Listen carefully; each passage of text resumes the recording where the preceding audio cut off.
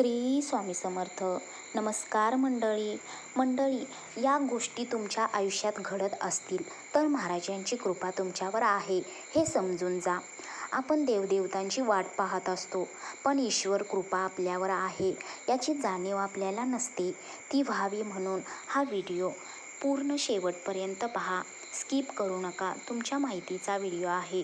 स्वामी कृपा तुमच्यावर आहे की नाही या व्हिडिओद्वारे स्वामी कृपा कशी होणार हा व्हिडिओ तुम्ही शेवटपर्यंत ऐकला तर तुम्हाला समजून जाईल. तर मंडळी, महाराजांच्या एका कृपा कटाक्षासाठी भक्त जीवनभर तळमळत असतो. पण शेवटी कृपा म्हणजे तरी वेगळे काय असते? सकाळी डोळे उघडले म्हणजे अजून श्वास चालू आहे ही त्यांची कृपा नाही तर अजून काय आहे?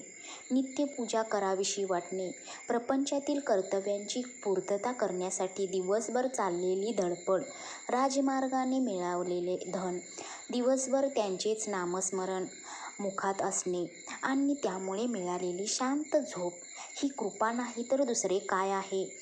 अखंड आपल्यासोबत महाराज आहेत ही मनातील भावना आणि विश्वास म्हणजेच त्यांची कृपा आपल्यावरती आहे. अध्यात्माची ओढ लागणे, त्यांच्या दर्शनाला जावेसे वाटणे आणि त्यांच्या चरणावर उभा जन्म आणि संसार समर्पित करावासा वाटणे ही इच्छा म्हणजेच त्यांची कृपा. अध्यात्म आपल्याला एक वेगळी दृष्टी देते, आपली आणि इतरांचीही नव्याने ओळख करून देते. हीच त्यांची कृपा आहे. सगळे तेच असते. आपण स्वतः, आपतेष्ट, समाज, निसर्ग, प्रपंच सर्व तेच असते. फक्त बदलते ती दृष्टी आणि त्यामुळे आपला दृष्टिकोन बदलतो. जगाकडे पाहण्याची दृष्टी जसजसे नामस्मरण वाढत जाते तशी बदलत जाते. स्वतःला आणि इतरांनाही माफ करण्याची, सोडून देण्याची वृत्ती मनी रुजते. माणसे तीच असतात, पण आपली दृष्टी बदलण्यामुळे त्यांच्यातील उणीव दिसण्यापेक्षा आता त्यांच्यातील चांगल्या गोष्टीही दिसू लागतात आणि हाच बदल नाम घडवून आणते. तर लाखो किलोमीटर दूर असलेला चंद्र आपल्या सागराला जशी भरती ओहोटी आणण्याची ताकद ठेवतो, अगदी त्याचप्रमाणे आयुष्यात कधीही अपेक्षित नसलेला बदल नामामुळे होतो. म्हणूनच नाम सर्वश्रेष्ठ आहे. नाम हे अमृतासारखेच आहे, जे आपल्याला आपल्याच जीवनाकडे बघण्याचा एक वेगळा दृष्टिकोन देतो. मनुष्यजन्म आहे आणि म्हणूनच मनाला काहीतरी सारखे हवे असते. त्यामुळे कुठलेही कर्म केले की लगेच मनात येते की आता हे होईल की ते होईल. कारण मुळात काहीतरी हवे म्हणूनच आपण कर्म करत राहतो. पैसा मिळेल, प्रपंच चालेल म्हणून पोटापाण्याच्या व्यवसायासाठी आपण दिवसभर कष्ट करत असतो. अभ्यास चांगला केला की उत्तम गुण मिळतील अशी अपेक्षा असते. पत्नीला वाटते की एका स्त्रीला वाटते की आपला स्वयंपाक चांगला झाला असे सासूने किंवा पतीने म्हणावे. कुठल्याही कर्मात अपेक्षा ही असतेच, कारण आपण प्रापंचिक आहोत. इतके नामस्मरण केले की ही इच्छा पूर्ण होईल, इतकी पारायणे किंवा प्रदक्षिणा केल्या की महाराजांची कृपा होईल अशा फळांची अपेक्षा असते. किंबहुना ते मिळावे म्हणूनच हे सर्व खटाखोट केले जातात. हे स्तोत्र म्हणा, ते स्तोत्र म्हणा, यामागे कारण असते, ते म्हणजे अपेक्षा आणि इच्छा. यात वाईट किंवा चुकीचे काहीच नाही मंडळी. कारण ज्याने जन्माला घातले आहे त्याच्याकडे नाही मागणार तर कुणाकडे मागणार? आपण स्वामींचे बाळ आहोत. लहान मुलं आईकडेच हट्ट करते, तसेच हे आहे. परमार्थातील गणिते वेगळी आहेत. अंबरीच्या चंदनाचा पार जसा कुणाला लागत नाही, अगदी तसेच पारमार्थिक सेवेचे फळ कधी व कसे मिळेल हे आपल्या अवलोकनाच्या पलीकडे आहे. एखाद्या जातकाला अमुक एक दशा सुरू झाली की नोकरी मिळेल असे ज्योतिष सांगते आणि दशा सुरू झाली की लगेच फोन येतो अजून नोकरी मिळाली नाही. असे आहे सर्व. महाराजांना धर्मसंकटात टाकू नका. महाराजांची सेवा ही जेव्हा त्यांच्याकडून काहीतरी मिळवण्यासाठी असते तेव्हा ती भक्ती व्यावहारिक होते.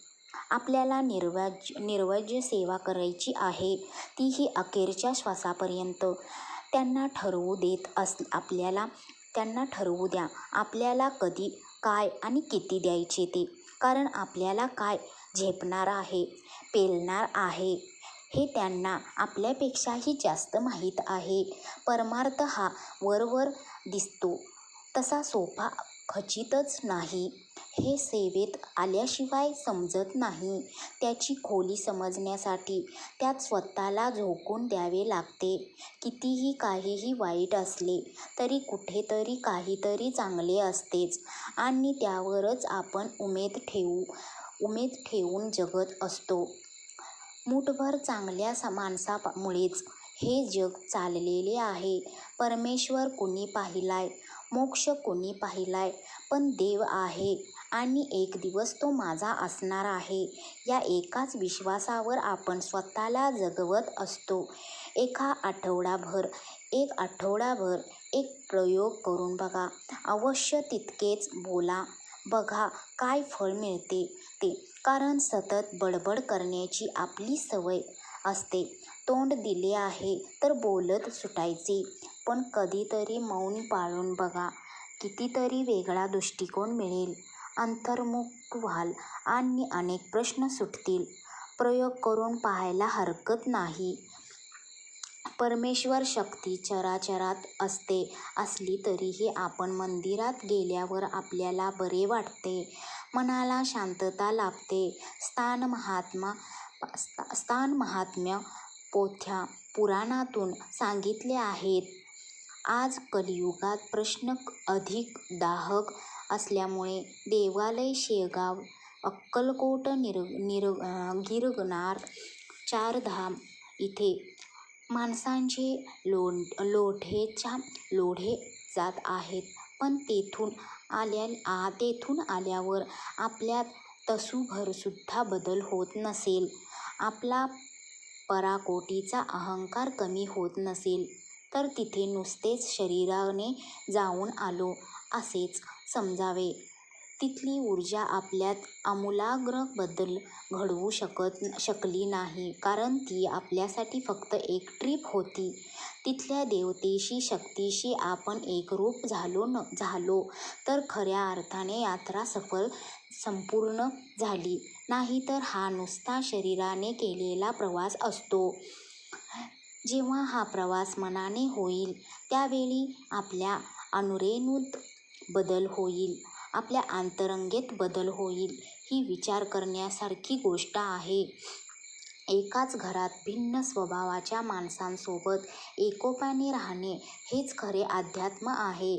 कुणाला कमी न लेखणे आणि कुणाची उणीधुणी न काढता परमेश्वरी सेवेत आयुष्य व्यतीत करणे हीच खरी सेवा आहे. सेवा शेवटी वेगळी काही नाही तर रोजचे जीवन आणि त्यातील आपली वागणूक हीच खरी सेवा आहे. मनात नसले तरी करावा लागतो तो संसार आणि मनात असेल तर करावेसे वाटणे म्हणजेच परमार्थ. आपला बाप आपले मन जाणतो. त्याला नेमके माहीत असते की आपण सेवा का करत आहोत. वरवर तुम्ही कितीही कसलीही कवच कुंडले घाला, कितीही धूप अगरबत्त्या लावा, पण तुमच्या मनातील भाव त्यांच्यापासून लपवता येत नाही. ते आपल्याला शक्यच नाही. मनात कितीही काहीही असले तरी न बोलणे आणि माणसे जोडणे ही एक कला आहे आणि नेमकी ती शिकणे हाच अध्यात्मातील मुख्य धडा आहे. असे अनेक धडे गिरवावे लागतात तेव्हा कुठे जाऊन आयुष्याच्या शेवटच्या अंकात आपल्याला गुरुकृपेचा अंश लाभतो. एक चांगला शिष्य आणि भक्त होण्यासाठी उभा जन्म अपुरा आहे. त्यामुळे कुठल्याही कर्माची अपेक्षा ठेवली नाही तर अपेक्षेपेक्षाही पदरात अगणित गोष्टी मिळतील. समाधान हे सगळ्यात महत्त्वाचे आहे. सगळ्यांना सगळे कसे मिळेल?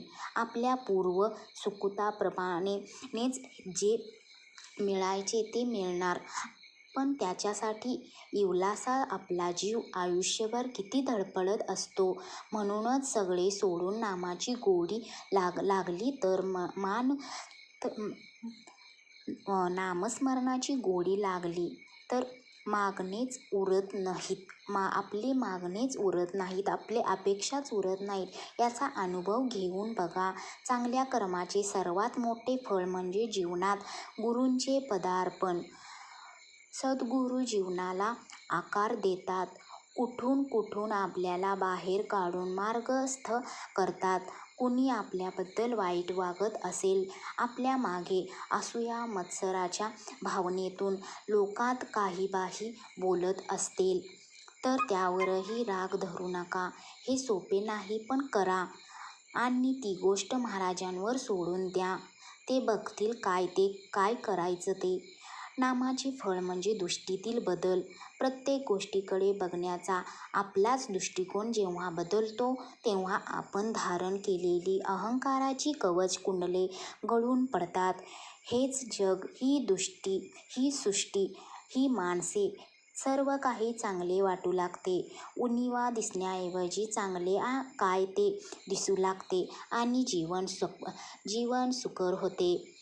अशा प्रकारे आपल्या महाराजांची कृपा आपल्यावरती असते.